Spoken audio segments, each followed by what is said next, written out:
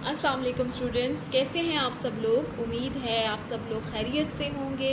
आज मेरी आपसे एक हफ़्ते बाद मुलाकात हो रही है, तो इसीलिए आई एम श्योर आप लोग अच्छे से गर्मी से कोप कर रहे होंगे और साथ साथ ईद की भी तैयारी जो भी थोड़ी बहुत है इस क्वारंटीन में और कोविड-19 के टाइम में जो भी थोड़ी बहुत होगी आपने ऑलमोस्ट कंप्लीट कर ली होगी। मैं Maria Fayaz BA third year education के लेक्चर के साथ हाज़िर हूँ। आज हमने अपनी बीए की बुक जो है थर्ड ईयर की, उसका हमने चैप्टर 9 जो है उसका आगाज़ करना है and this is the last chapter of the book.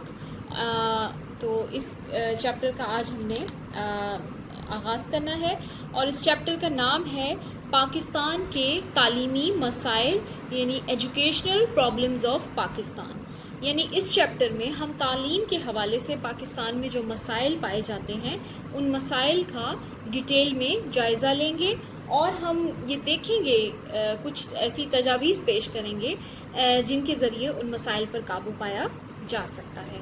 तो सबसे पहले हम इस चैप्टर का फर्स्ट टॉपिक आज कवर करेंगे।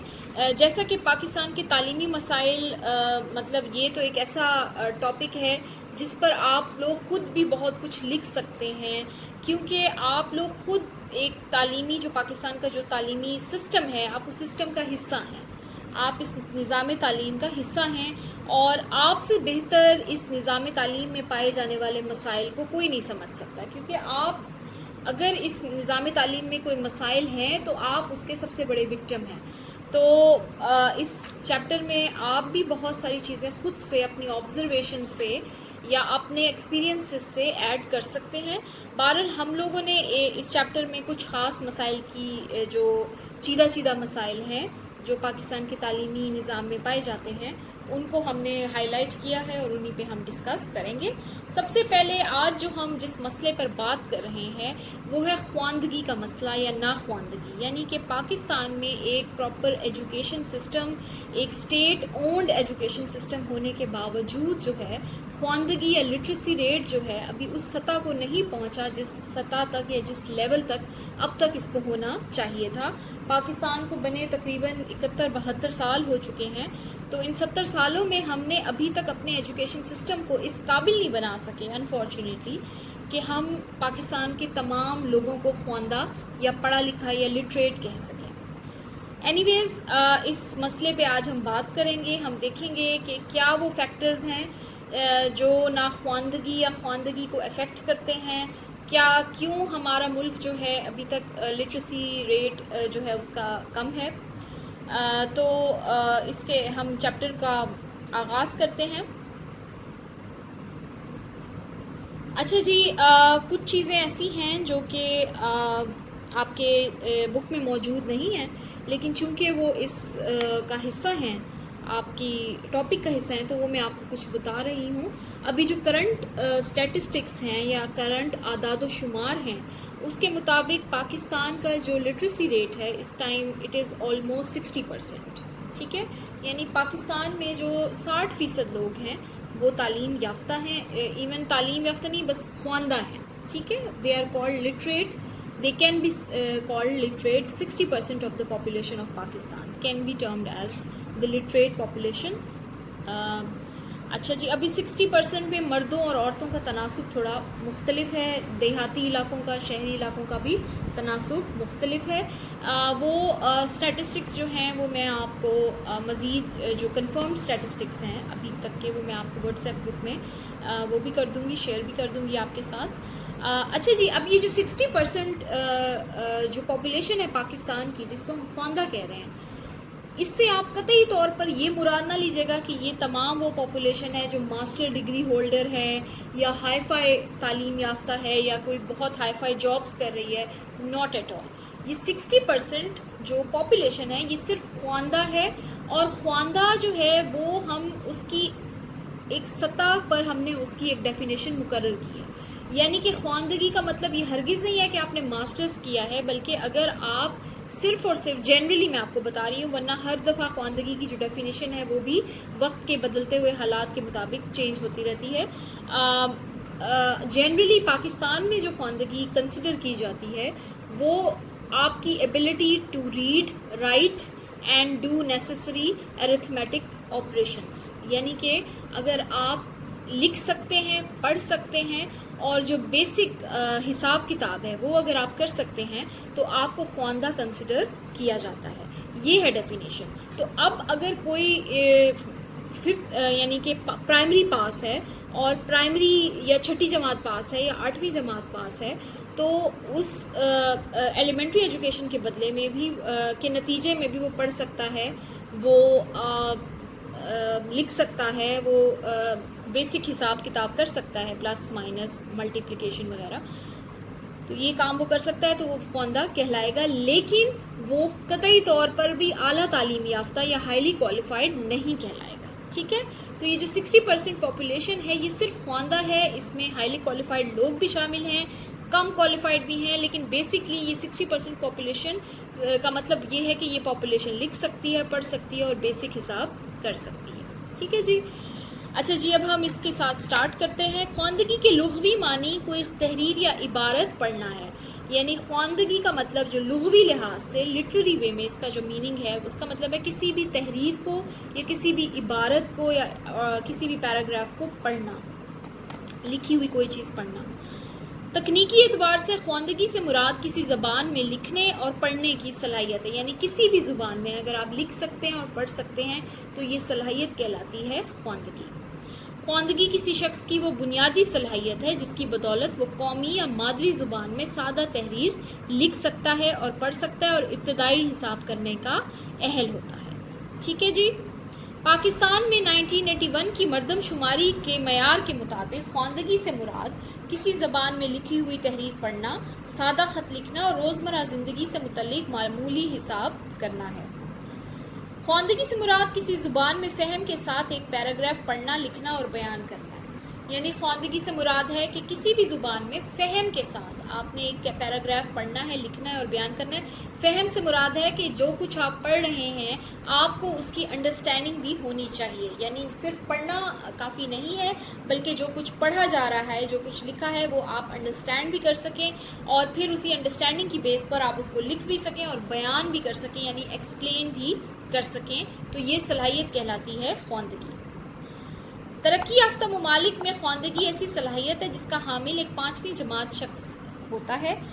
ٹھیک ہے. جو ترقی یافتہ ممالک ہیں چونکہ وہاں پر سٹینڈرڈ آف ایجوکیشن جو ہے وہ زیادہ ہے تو لہٰذا ان کی جو خواندگی کی ڈیفینیشن ہے اس کا سٹینڈرڈ بھی تھوڑا اوپر سطح پہ ہے. وہ محض لکھنے پڑھنے کو ہی خواندگی کنسیڈر نہیں کرتے بلکہ کم از کم جو پرائمری جماعت ہوتی ہے، 5ویں جو شخص پاس ہوتا ہے اس کو وہ خواندہ کنسیڈر کرتے ہیں.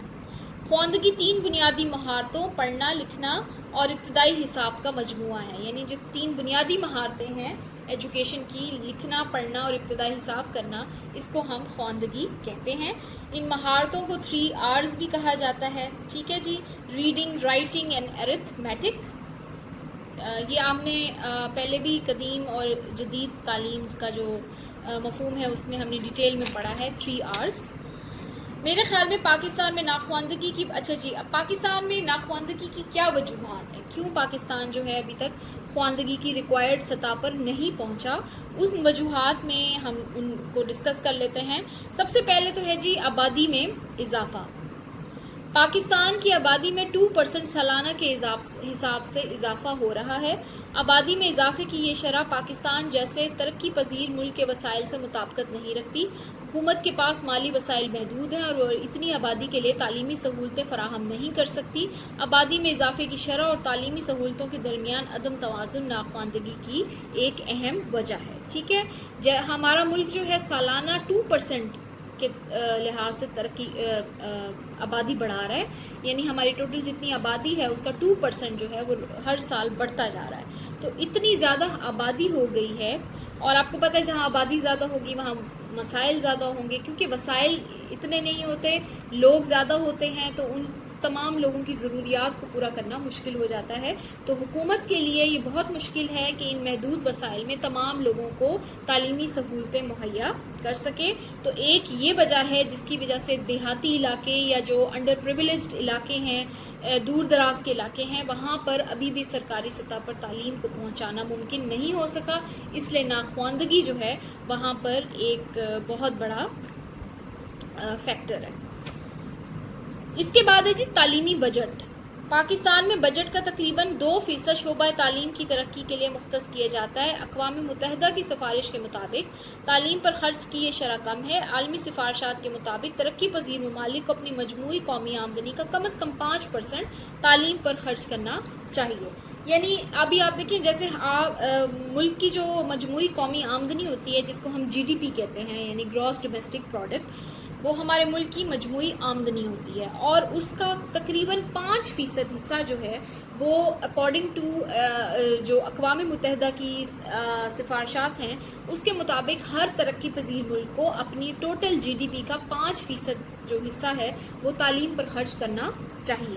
لیکن انفارچونیٹلی پاکستان کی ٹوٹل جی ڈی پی کا 5% نہیں بلکہ 2% حصہ جو ہے وہ تعلیم پر خرچ ہوتا ہے اور وہی 2% جو ہے وہ صحت پہ بھی خرچ ہوتا ہے. یعنی 2% مختص کیا جاتا ہے ایجوکیشن اینڈ ہیلتھ کے لیے، جو کہ دونوں میں آدھا آدھا تقسیم ہوتا ہے. یعنی کہ ایکچولی وہ تعلیم پر 2% سے بھی کم خرچ ہوتا ہے. اٹس جسٹ لائک کہ آپ لوگوں کی کوئی بھی منتھلی آمدنی ہوتی ہے، ٹھیک ہے، ہر گھر کی جو ریسورسز ہوتے ہیں انکم کی اس کی ایک آمدنی ہوتی ہے اور آپ اس آمدنی کے لحاظ سے اپنا منتھلی بجٹ بناتے ہیں کہ ہم نے بچوں کی فیسیں دینی ہیں، اس کا کتنے پیسے جائیں گے، کھانے پینے پہ کتنا خرچہ آئے گا، بلز پہ کتنا خرچہ آئے گا. تو یہ آپ پورا ایک مہینے کا بجٹ بناتے ہیں. اسی طرح کسی بھی ملک کا بجٹ بھی ایسے ہی بنایا جاتا ہے. یعنی ملک کی جو ٹیکسز کے تھرو یا دوسرے ریسورسز کے تھرو جو آمدنی جمع ہوتی ہے اس کو ملا کے دیکھا جاتا ہے کہ کتنے ارب جمع ہوئے ہیں اور اس کا 5% جو ہے اکارڈنگ ٹو آئیڈیل سچویشن تعلیم پر لگانا چاہیے. لیکن پاکستان میں 2% لگایا جاتا ہے اور وہی 2% جو ہے وہ تعلیم اور ایجوکیشن کے لیے سائملٹینیسلی فکس کیا جاتا ہے. ٹھیک ہے، تو پاکستان میں چونکہ تعلیمی بجٹ کم ہے اس لیے اسکول کم ہے، انفراسٹرکچر کم ہے اور اسی لیے جو ہے ہماری جو بہت بڑی ایک آبادی کا حصہ ہے وہ ابھی تک ناخواندہ ہے. اس کے بعد ہے جی مدارس کی کمی. اگین یہ وہی بات ہے کہ بجٹ کم ہے اور آبادی میں اضافہ ہے، بہت آبادی ہے، لوگ زیادہ ہیں، وسائل کم ہیں، بجٹ کم ہے، تو اس وجہ سے اسکولوں میں کی تعداد میں بھی کمی ہے. پاکستان میں ابتدائی تعلیم کے مدارس کی کمی ہے، اس وجہ سے بہت سے بچے تعلیمی سہولتوں سے محروم رہ جاتے ہیں. حکومت نئے مدارس قائم کرتی رہتی ہے مگر یہ اضافہ آبادی میں اضافے کی شرح سے مطابقت نہیں رکھتا. اس طرح آبادی میں اضافے کے ساتھ ساتھ ناخواندگی کی شرح میں بھی اضافہ ہوتا رہتا ہے. اگرچہ اب نجی مدارس قائم کیے جا رہے ہیں لیکن دیہی علاقوں میں ابھی بھی ابتدائی مدارس کی کمی ہے. ٹھیک ہے جی، پرائیویٹ سیکٹر بھی اب تعلیمی ادارے کھول رہا ہے لیکن اس کے باوجود جو ہے دیہاتی علاقوں میں ابھی بھی ابتدائی تعلیم کے جو مدارس ہیں ایلیمنٹری ایجوکیشن کے ان کی بہت کمی ہے. ترک مدرسہ ڈراپ آؤٹ. ترک مدرسہ جس سے مراد ہو، ترک کا مطلب ہوتا ہے چھوڑ دینا، مدرسہ اسکول یعنی اسکول چھوڑ دینا. یعنی جب بچے اپنی تعلیم مکمل کیے، مطلب وہ کسی بھی تعلیمی لیول پر انرول تو ہوتے ہیں، ایڈمیشن تو لے لیتے ہیں لیکن اپنی تعلیمی جو پورا پروسیس ہے اس کو مکمل کرنے سے پہلے ہی وہ اسکول چھوڑ دیتے ہیں، مدرسہ چھوڑ دیتے ہیں. اس کو ہم کہتے ہیں ڈراپ آؤٹ یا ترک مدرسہ.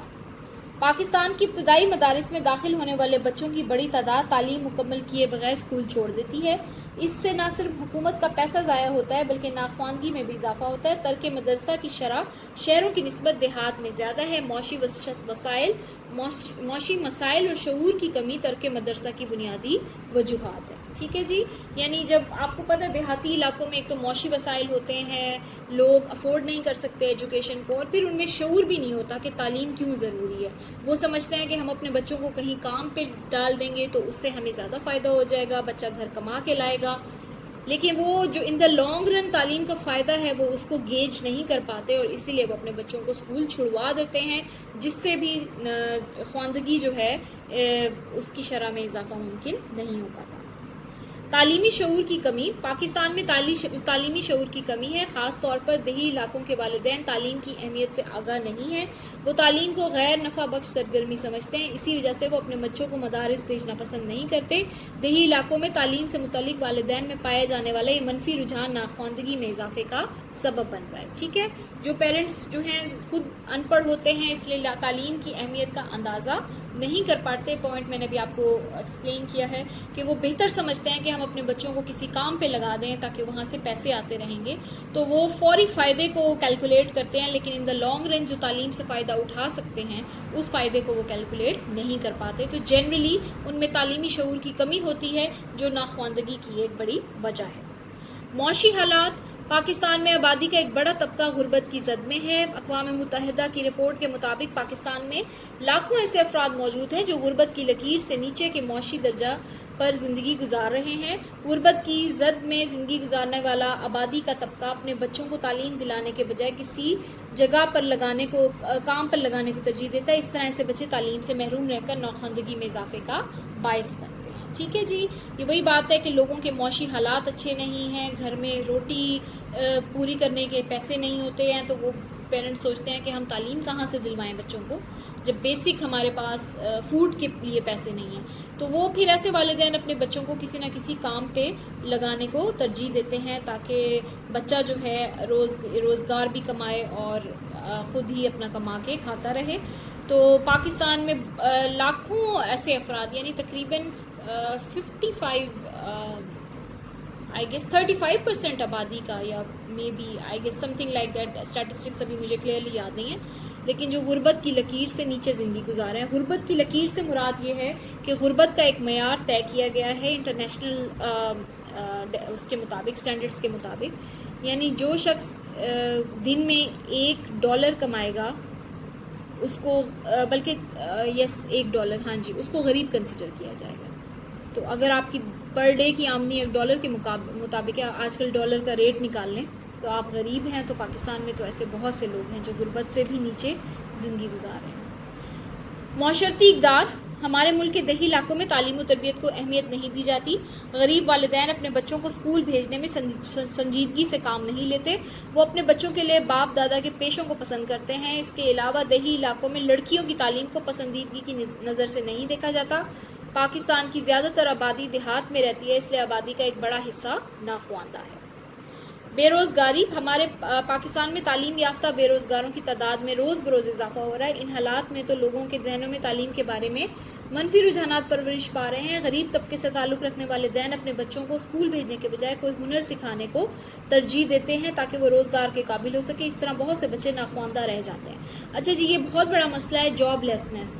چونکہ امپلائمنٹ نہیں ہے، گورنمنٹ جو ہے وہ روزگار مہیا نہیں کر پا رہی ہے، اس لیے بہت سے پڑھے لکھے لوگ جو ہیں وہ بھی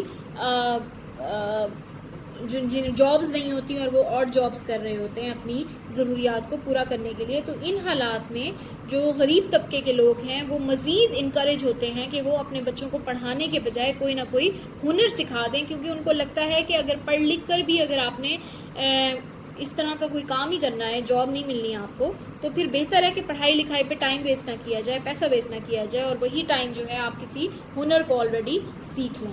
تو یہ ایک بڑا فیکٹر ہے جو کہ ہمارے ہاں ہے، کیونکہ اگر آپ اچھی تعلیم حاصل کریں اور تعلیم حاصل کرنے کے بعد بھی اگر آپ کو مناسب جاب نہ ملے تو اس سے انسان بہت زیادہ دل برداشتہ یا ڈس اپوائنٹڈ ہو جاتا ہے، اور پھر ارد گرد کے ماحول پر اس چیز کا برا اثر پڑتا ہے.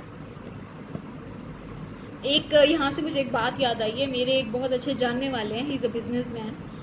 تو ایک دفعہ انہوں نے کہا کہ میں نے ان سے پوچھا کہ آپ نے بزنس کیوں کرنا چاہا یا آپ نے اپنی تعلیم کو آگے کیوں نہ بڑھایا. تو انہوں نے مجھے ہنستے ہوئے بڑا ایک مزے کا جواب دیا. ہی سیڈ کہ پاکستان میں جو عقل مند ہوتا ہے نا وہ ٹائم سے پڑھائی چھوڑ دیتا ہے. تو مجھے اس بات پہ نا بڑی ہنسی آئی کہ عقل مند انسان نا ٹائم سے پڑھائی چھوڑ دیتا ہے، بیکاز ہی سیڈ کہ پاکستان میں پڑھنے کا کوئی فائدہ نہیں ہے. آپ کی ہائر ایجوکیشن اس کوالٹی کی نہیں ہے کہ اس کو پڑھا جائے، اور بہتر یہ ہے کہ ٹائم سے آپ اپنا کوئی بزنس سیٹ کر لیں تاکہ فائنینشلی آپ سٹیبل ہو جائیں. تو انفارچونیٹلی یہ لوگوں کے عام خیالات ہیں، اور ان خیالات کو بالکل غلط بھی نہیں کہا جا سکتا، کیونکہ جو سچویشن ہے وہ ایکچولی ایسی ہی ہے. ہماری ہائر ایجوکیشن جو ہے وہ انٹرنیشنل سٹینڈرڈ کی نہیں ہے، اتنی اچھی ہائر ایجوکیشن نہیں ہے. یعنی کہ ہائر ایجوکیشن میں بھی لوگ میں نے دیکھے ہیں جو ہائی فائی ڈگریز کے ساتھ بھی ان کا مینٹل کیلیبر جو ہوتا ہے وہ اس لیول کا ہی نہیں ہوتا جس لیول کا اس ڈگری کے بعد ہونا چاہیے. تو یہ بڑی انفارچونیٹ بات ہے کہ آپ ہائر ایجوکیشن میں بھی جاتے ہیں، حاصل کرتے ہیں، پیسہ لگاتے ہیں، وقت لگاتے ہیں، اس کے باوجود ہمارا کوالٹی آف ایجوکیشن جو ہے وہ اتنا اچھا نہیں ہے کہ آپ کی ذہن سازی کو مناسب طریقے سے کر سکے. تو اسی لیے وہ ان کا کہنا تھا کہ پاکستان میں عقل مند انسان ٹائم سے پڑھائی چھوڑ دیتا ہے. Anyways it's a joke. بہرحال میں تو اس کو جوک ہی کہوں گی because I am a teacher. تو میں تو کبھی بھی یہ بات نہیں کروں گی، میں تو یہی کہوں گی کہ تعلیم کو بہتر سے بہتر بنایا جائے، اور کبھی بھی دل برداشتہ ہو کے تعلیم کو خیر بات نہیں کہنا چاہیے. تعلیم بالغاں کے کم مواقع. قیام پاکستان سے لے کر اب تک تعلیم بالغاں کے فروغ کے لیے کئی تعلیمی منصوبے بنائے گئے. مادی اور معاشی وسائل کی کمی کے باعث ان منصوبوں پر مکمل عمل درآمد نہ ہو سکا. اس طرح تعلیمی اداروں میں داخلہ نہ لے سکنے والے اور تارک مدرسہ بالغ افراد کی تعلیم کے لیے مناسب انتظام نہ ہو گیا. اس طرح تعلیم بالغاں کی سہولتوں میں کمی بھی ناخواندگی کی ایک اہم وجہ ہے. ٹھیک ہے جی. ابتدائی مدارس کا ماحول. ابتدائی تعلیم کے مدارس کسی بھی نظام تعلیم میں بنیادی حیثیت رکھتے ہیں. پاکستان کے زیادہ تر ابتدائی مدارس بنیادی سہولیات سے محروم ہیں. ان مدارس کا ماحول طلباء کے لیے کشش اور دلچسپی نہیں رکھتا. جب یہ مدارس طلباء کے نفسیاتی تقاضوں کی تکمیل سے قاصر رہتے ہیں تو طلباء بددل ہو کر اسکول چھوڑ جاتے ہیں، جس سے ناخواندگی میں اضافہ ہوتا ہے. ٹھیک ہے جی.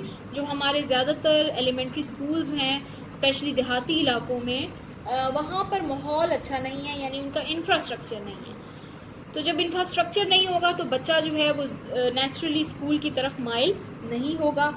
اگر بچے کو ٹاٹ پہ بیٹھ کے پڑھایا جائے، اس کے پاس پراپر فرنیچر نہ ہو، اسکول میں لائٹ نہ ہو، گرمی میں آپ پسینوں پسین ہو رہے ہوں، اور آپ کے پاس صاف پانی پینے کی سہولت نہ ہو، اسکول میں ٹوٹی پھوٹی چیئرز ہوں یا خراب دیواریں ہوں، یعنی ماحول جو ہو وہ ڈپریسنگ ہو، تو اس ماحول میں اسٹوڈنٹس جو ہیں وہ اسکول کی طرف کبھی بھی اٹریکٹ نہیں ہوتے، اور اکثر ایسے بچے اسکولوں سے بھاگ جاتے ہیں. ذریعہ تعلیم.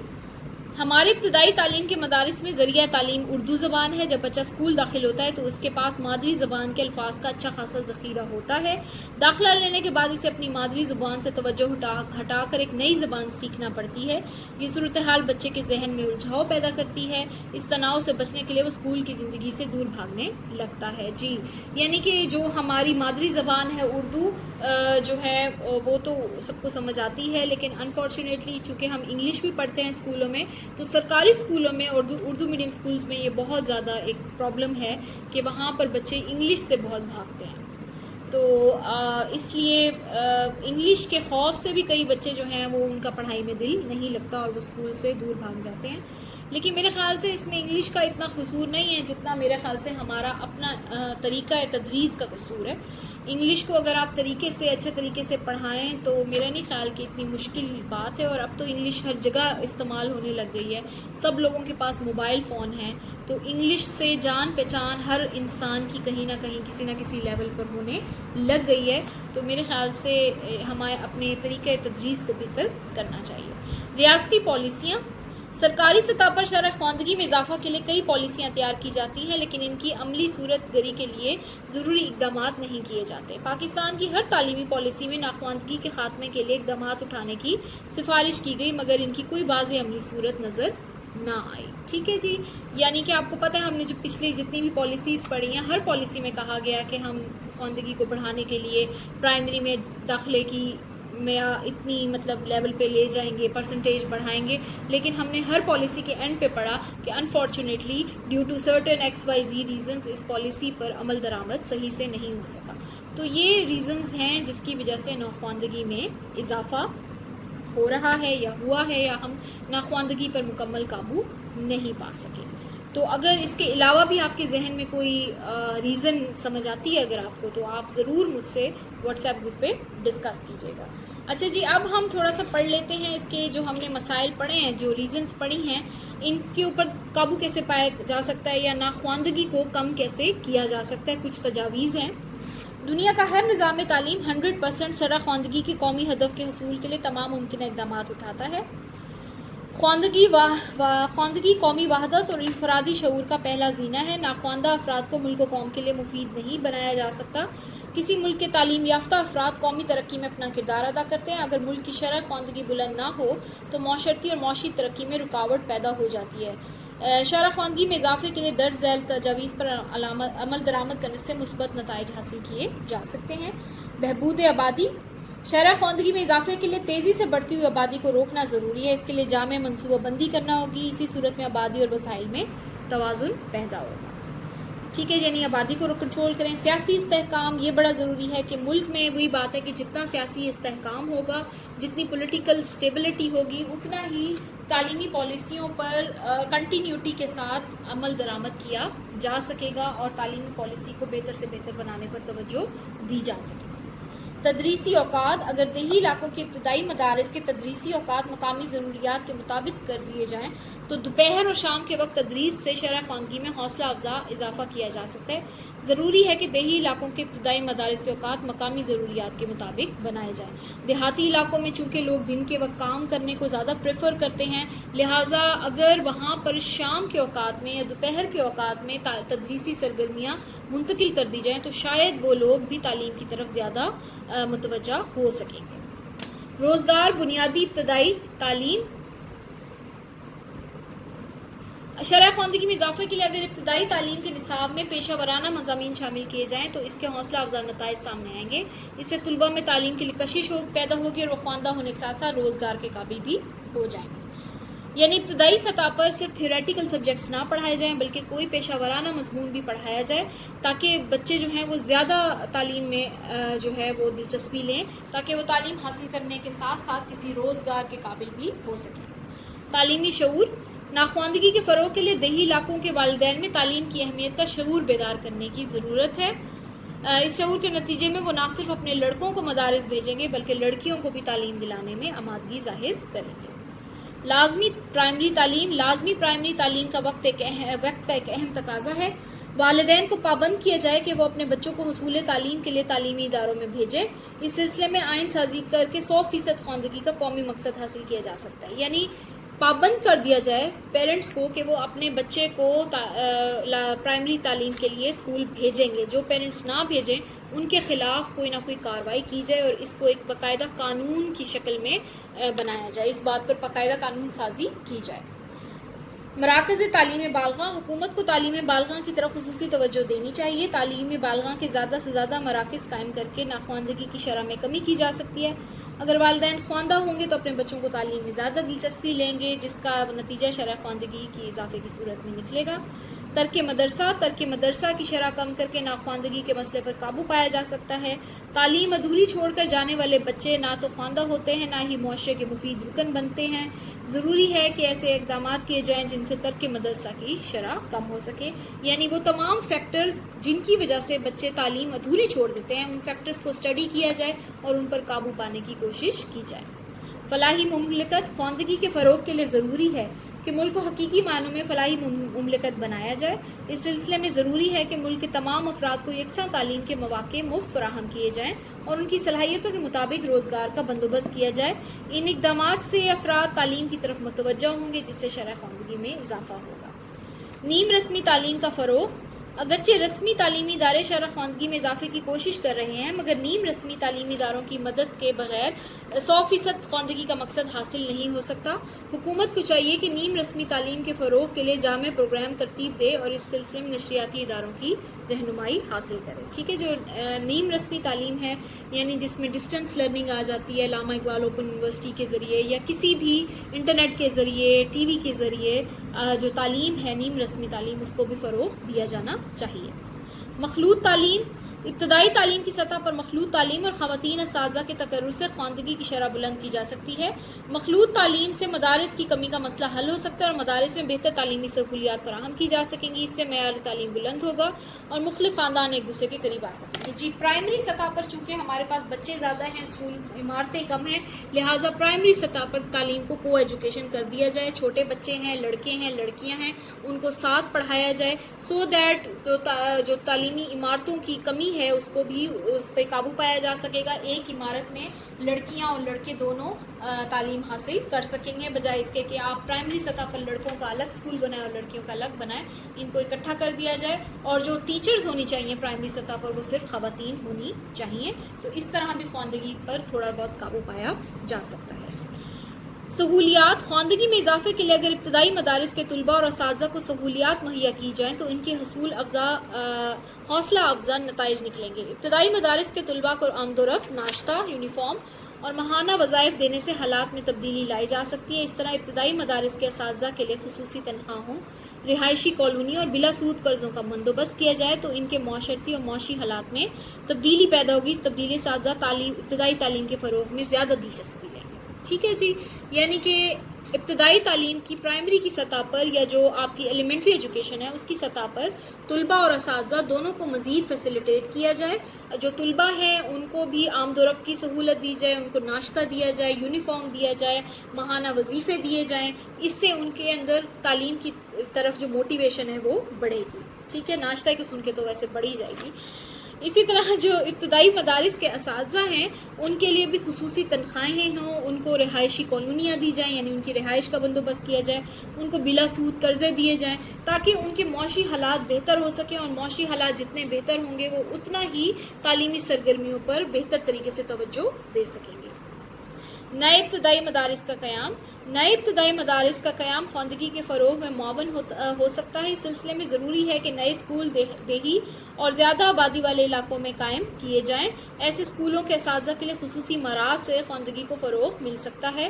یعنی دیہاتی علاقوں میں زیادہ سے زیادہ نئے تعلیمی ادارے کھولے جائیں اور ان اسکولوں کے اساتذہ کو خصوصی مراحت دی جائیں، یعنی خصوصی فیسلٹیز دی جائیں تاکہ وہ اپنی تدریسی جو عمل ہے اس کو بہتر طور پر سر انجام دے سکیں.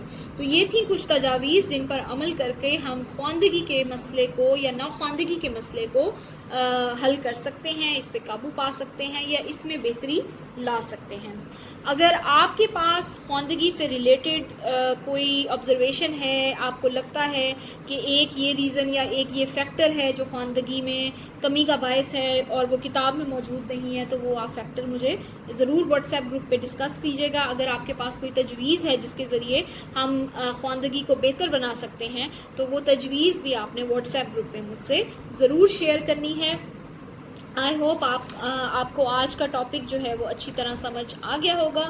ایز یوزول آئی ول سے اٹ اگین کہ اگر کچھ سمجھ نہیں آیا تو واٹس ایپ پہ آئیں، سوال کریں. اور یہ بات میں آپ کو ہمیشہ کلاس میں بھی کہتی ہوں کہ پلیز پلیز پلیز مجھ سے سوال کیا کریں.